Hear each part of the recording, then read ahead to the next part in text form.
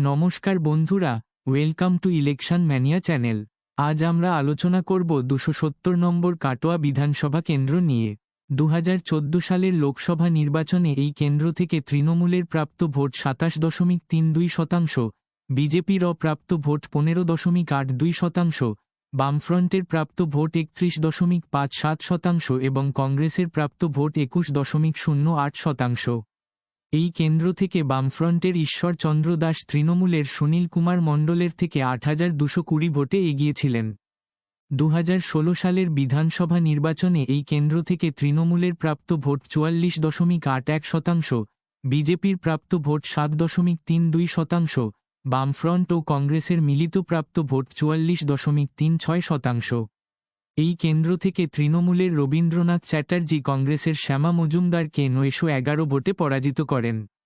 ২০১৯ সালের লোকসভা নির্বাচনে এই কেন্দ্র থেকে তৃণমূলের প্রাপ্ত ভোট ৪১.১৪%, বিজেপির প্রাপ্ত ভোট ৪২.০২%, বামফ্রন্টের প্রাপ্ত ভোট ১০.৯৪% এবং কংগ্রেসের প্রাপ্ত ভোট ৩.১৮%।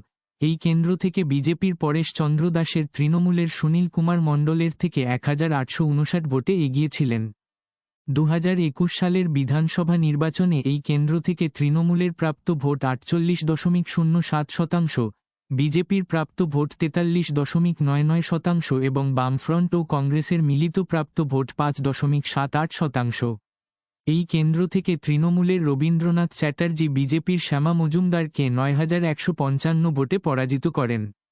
২০২৪ সালের লোকসভা নির্বাচনে এই কেন্দ্র থেকে তৃণমূলের প্রাপ্ত ভোট ৪৫.৮৮%, বিজেপির প্রাপ্ত ভোট ৪০.২৮%, বামফ্রন্টের প্রাপ্ত ভোট ১০.৬৩% ও কংগ্রেস এই কেন্দ্রে কোনো প্রার্থী দেয়নি।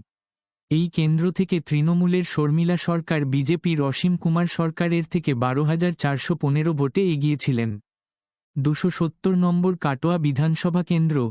২০২৬ সালের বিধানসভা নির্বাচনে এই কেন্দ্র থেকে সম্ভাব্য বিজয়ী কে হতে চলেছে সেটার আগে জানিয়ে রাখি যে আগামী পর্বে কেতুগ্রাম বিধানসভা নিয়ে আলোচনা করা হবে, তাই এরকম আরও তথ্য পাওয়ার জন্য চ্যানেলটি সাবস্ক্রাইব করে রাখুন। এই কেন্দ্রের মোট ভোটার ২,৬৭,৭৩৮। এই কেন্দ্র থেকে তৃণমূলের সম্ভাব্য প্রাপ্ত ভোট ৪১.৯৭% ও বিজেপির সম্ভাব্য প্রাপ্ত ভোট ৪৬.৫১%। ২৭০ নম্বর কাটোয়া বিধানসভা কেন্দ্র। ২০২৬ সালের বিধানসভা নির্বাচনে এই কেন্দ্র থেকে সম্ভাব্য বিজয়ী হতে চলেছে